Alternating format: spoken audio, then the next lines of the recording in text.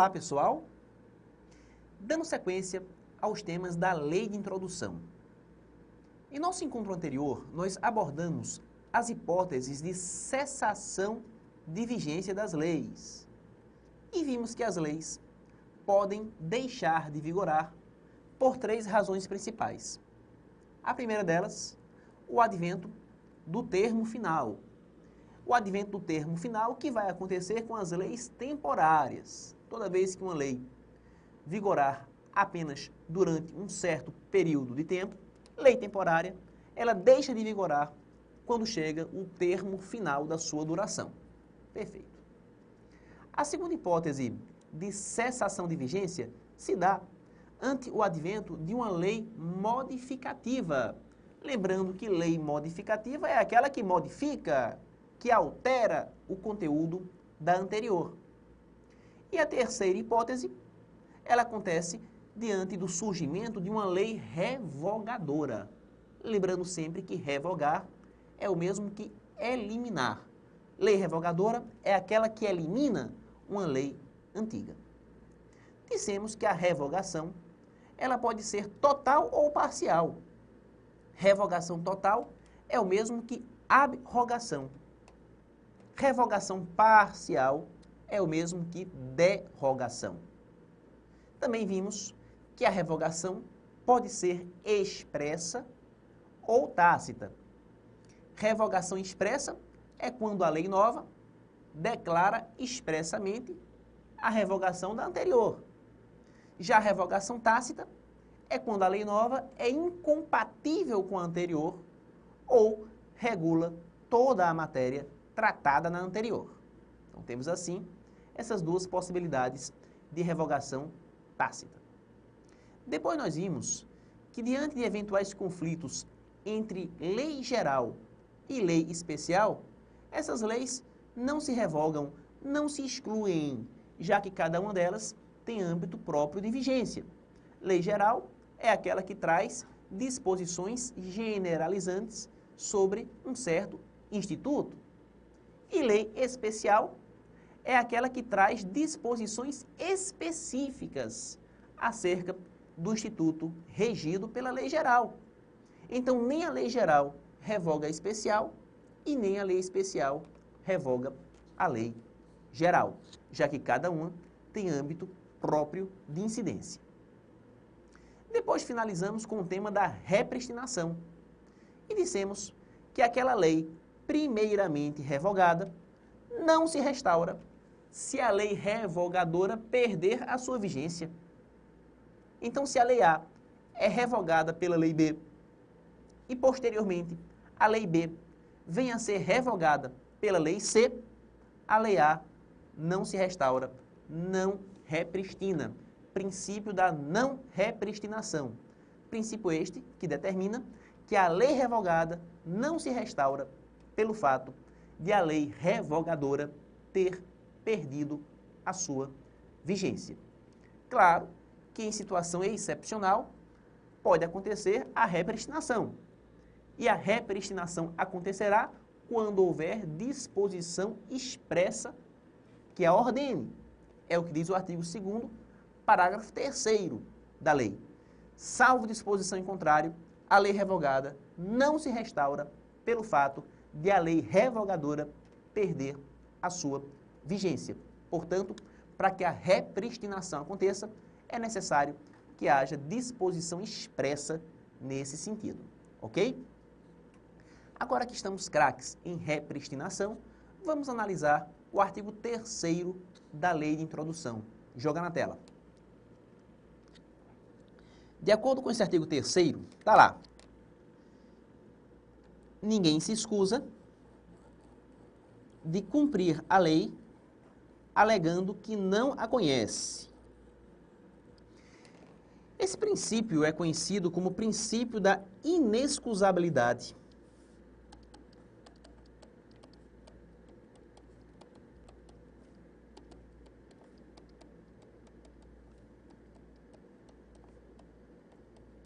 Do desconhecimento da lei.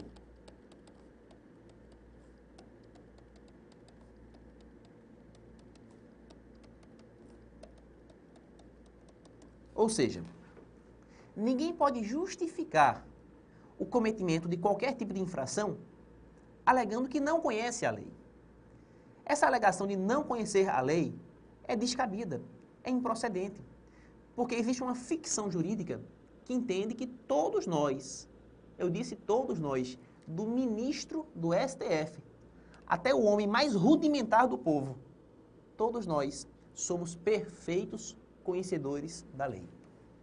Então, nenhum cidadão, nenhuma pessoa, eu diria, poderia alegar à justiça que não conhece o texto da lei para se eximir de algum tipo de obrigação. Imagina você, o pai está sem pagar pensão alimentícia ao filho. Aí quando chega o oficial de justiça na casa dele com mandado de prisão, ele, opa, eu não sabia que o fato de eu não pagar pensão para o meu filho dava cadeia. Gente, ele pode até ignorar essa norma.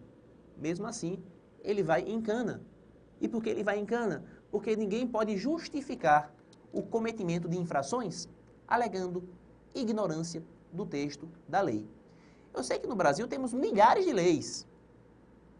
E sei que quase ninguém consulta o Vademecum diariamente para se atualizar. Nem os advogados, que dirá o homem do povo. Mesmo assim, essa ficção vai incidir. Mesmo assim, todos nós presumimos-nos perfeitos conhecedores do texto da lei. Interessante isso. Certa feita, um sujeito conhecido meu, ele foi abordado por uma blitz de trânsito e lá se constatou que o seu extintor de incêndio estava vencido. E ele foi multado. Ele fez um recurso contra a multa e alegou que não sabia da obrigatoriedade, de renovar, de substituir o extintor toda vez que ele vencesse. Ele não sabia disso. Ninguém tinha avisado para ele. Gente, mesmo assim, a multa incidiu. Porque o fato dele ignorar essa regra, que é uma regra de lei, pouco interessa, pouco importa. Exatamente porque ninguém se escusa de cumprir a lei alegando que não a conhece. Tranquilo? Vejamos agora o artigo 4º da Lei de Introdução, na tela. Quando a lei for omissa, o juiz decidirá o caso de acordo com a analogia, os costumes e os princípios gerais de direito. Analogia, costumes e princípios gerais de direito. Gente, um dos grandes problemas do direito civil, e eu diria dos outros ramos do direito, é a questão das lacunas na lei. Nem sempre a lei traz a solução exata para o problema. Nem sempre a lei é expressa com relação àquele tipo de questão. Toda vez que a lei for omissa, é necessário que a lacuna seja preenchida. E o preenchimento de lacunas é uma tarefa muito importante que se confia ao juiz. O juiz não é apenas o intérprete da lei. Não. Além de ser intérprete da lei, ele também é a autoridade responsável pelo preenchimento de suas lacunas. Há uma frase em alemão que eu acho brilhante. Os alemães dizem, es gibt keine Lücke, weil es Richter gibt. Traduzindo, não há lacunas porque há juízes. Não há lacunas porque há juízes. Então, o juiz, ele vai suprir a lacuna. Ele vai preencher os claros deixados em aberto pelo legislador. Eu vou lhe dar um exemplo. A nossa Constituição Federal reconhece como entidade familiar a união estável. Está lá, é reconhecida a união estável entre homem e mulher com o objetivo de constituir família. Ponto. Ao se reportar a união estável, o Constituinte fez questão de frisar que a união estável é reconhecida entre o homem e a mulher, ou seja, que diversidade de sexos seria princípio fundamental da união estável. Tranquilo. Só que com o passar do tempo, diversos casais homossexuais, casais formados por 2 homens ou por 2 mulheres, começaram a pleitear seus direitos na justiça. Começaram a pleitear vínculo previdenciário, pensão alimentícia, direito de herança, direito de adotar filhos. E os juízes ficaram atônitos. Por quê? Porque eles não dispunham de nenhum tipo de material legislativo que justificasse esse tipo de decisão. Como é que eles iriam decidir, por exemplo, pela adoção por um casal homossexual se não existe lei que trata desse assunto? Gente, se não há lei, cabe ao juiz preencher o vazio. Esse vazio que ficou em aberto deve ser preenchido pelo juiz. E o juiz preenche através das técnicas de integração. O que seria integração? Joga na tela. Vamos colocar aqui. Integração normativa.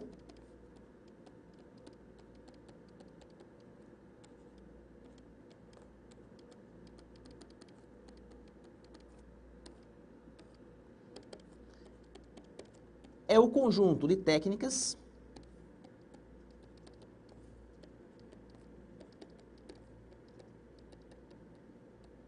que visam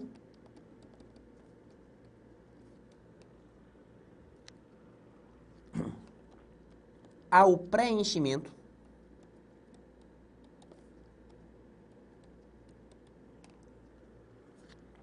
das lacunas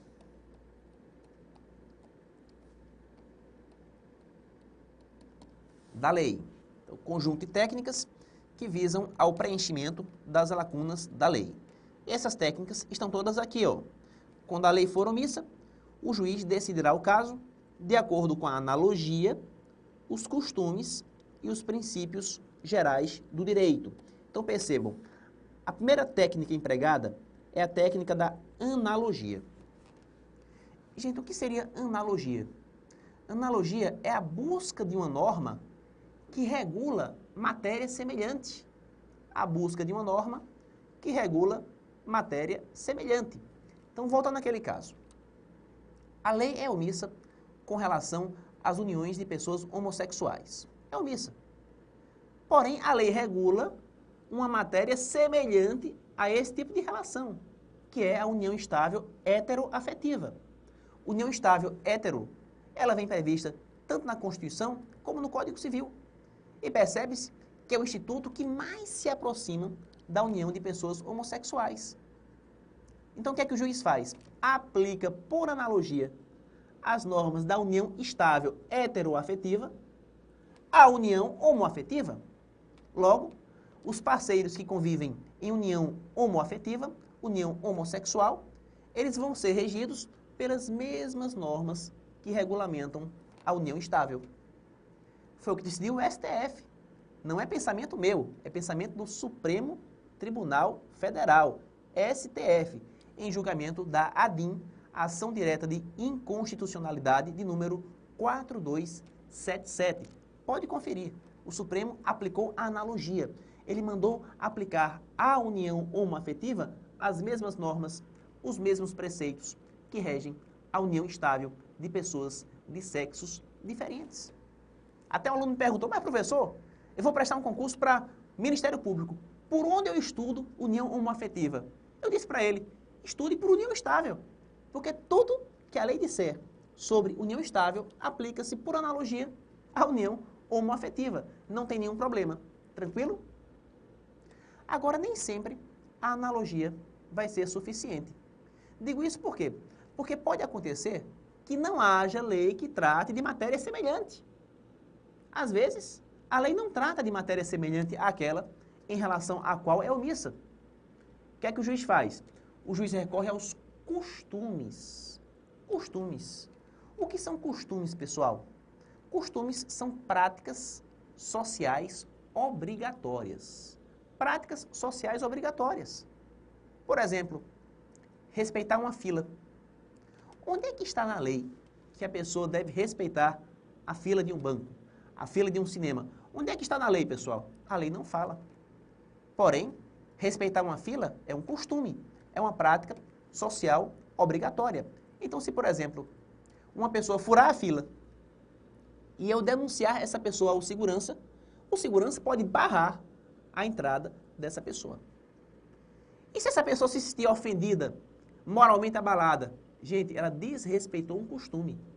Se ela levar a questão ao judiciário, provavelmente o juiz vai absolver a empresa, vai dizer que a empresa tem razão, já que a empresa seguiu os costumes que eram práticas sociais obrigatórias.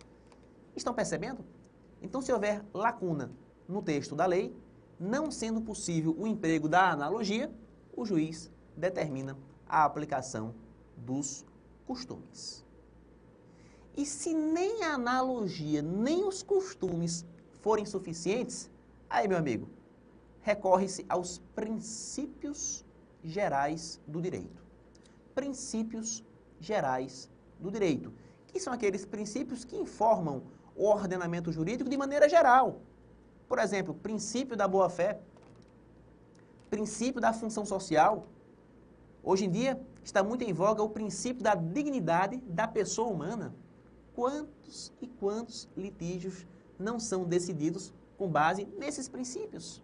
Boa-fé, função social, dignidade da pessoa humana, princípios gerais do direito. De certo modo, a grande questão que se coloca, que é o preenchimento das lacunas, ela vem resolvida dentro dos critérios de integração. Se a lei for omissa, o juiz decidirá a causa de acordo com a analogia, os costumes e os princípios gerais do direito. Pergunta importante. Essa sequência tem que ser observada como está na lei, pessoal? Tem que ser primeiro analogia, se não for possível, depois os costumes, e não sendo possível, depois os princípios gerais do direito. Tem que ser nessa ordem? Sim. De acordo com a concepção dominante na doutrina, a ordem deve ser seguida. Inclusive, já vi questão do CESP.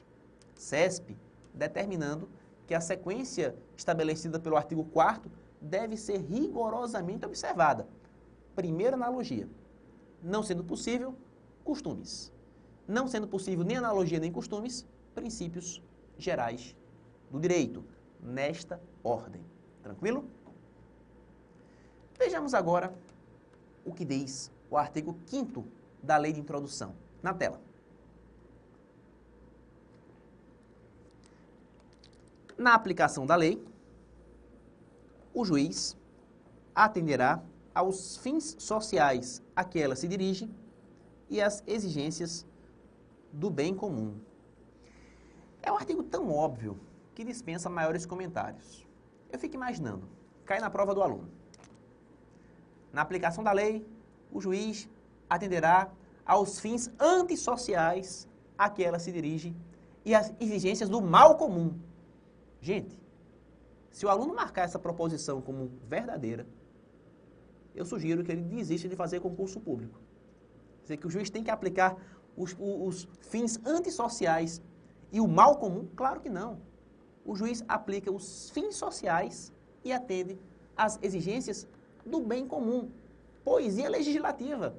A gente sabe que na prática as coisas são diferentes, mas se nós tivermos essa concepção poética do artigo 5º, em que o juiz deve observar os fins sociais e as exigências do bem comum, claro que se trata de uma regra geral estabelecida pela lei de introdução. Tranquilo? É um dispositivo que raramente aparece em concursos, dada a sua obviedade. Vejamos agora o artigo 6º da lei de introdução. Esse artigo é perigoso. Joga na tela. A lei em vigor terá efeito imediato e geral, respeitados o ato jurídico perfeito, o direito adquirido e a coisa julgada. Percebam. A grande questão que se coloca é se a lei nova pode ou não retroagir. Pode ou não ser aplicada retroativamente, alcançando situações que aconteceram antes da sua vigência. A retroatividade seria possível, pessoal? Seguinte, a princípio, a gente aplica a tese da retroatividade mínima. O que significa a tese da retroatividade mínima? Que a lei pode retroagir, agora desde que não prejudique o direito adquirido, o ato jurídico perfeito e a coisa julgada. São 3 valores que a lei considera essenciais e que busca a todo custo preservar: direito adquirido, ato jurídico perfeito e coisa julgada. Percebam. De um lado está a possibilidade de que a lei retroaja, mas de outro está a impossibilidade de que a lei prejudique esses três valores, que a lei prejudique o direito adquirido, o ato jurídico perfeito e a coisa julgada, donde se conclui que a lei pode sim retroagir, mas desde que não prejudique o direito adquirido, o ato jurídico perfeito e a coisa julgada. Tranquilo? O que seria ato jurídico perfeito? Na tela. De acordo com o parágrafo 1º, está lá, reputa-se ato jurídico perfeito o já consumado, segundo a lei vigente ao tempo em que se efetuou. É aquele ato já consumado, segundo a lei vigente ao tempo em que se efetuou. Primeiramente, o que se deve entender por ato jurídico? Gente, ato jurídico é todo ato de vontade que busca operar efeitos de natureza jurídica. Vamos colocar esse conceito na tela. Acompanha. Ato jurídico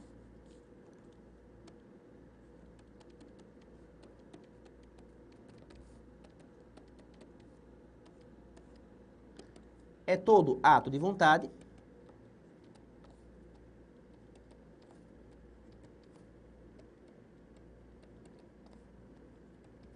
que busca operar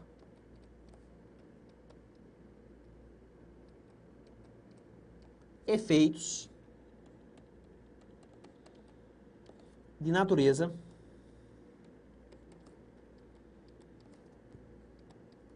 jurídica. Tranquilo.